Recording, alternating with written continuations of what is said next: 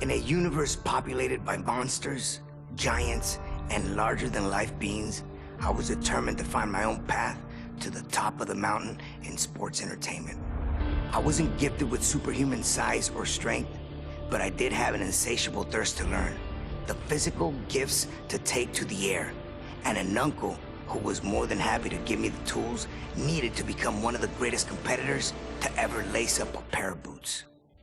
Starting my career in Mexico, I'd be known first as La Lagartija Verde, which means the green lizard, and Colibri, hummingbird.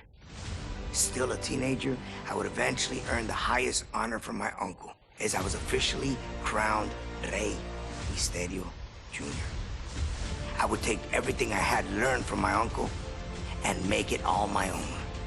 I would bring lucha libre to the world stage.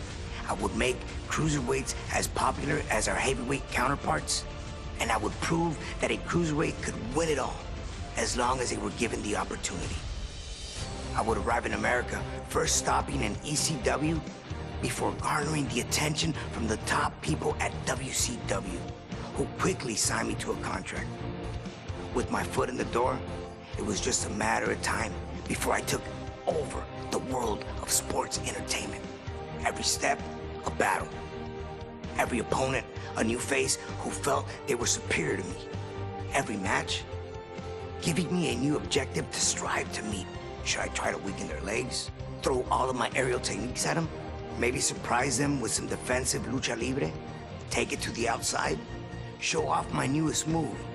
By the time I got to the ring, I always had a little mental list of things I wanted to try in order to win. And with every victory, I got another reminder that the best was yet to come. After winning WCW's Cruiserweight Championship, Cruiserweight Tag Team Championship, and the World Tag Team Championship, I would finally head to WWE to further build my legacy. In the near 20 years since I debuted in WWE, I have become known as, quite simply, the greatest luchador in sports entertainment history, the greatest masked superstar of all time. Rey is the king, having competed against every big name possible and having defeated nearly everyone that stepped in my way. Not every road is paved with gold, and mine was no different. But even when the road gets challenging, there's always opportunity. The opportunity to learn from mistakes, to grow as a competitor, and to get better. I may not have had my hand raised every time out, but there's never been a time where I didn't leave the ring better than when I entered.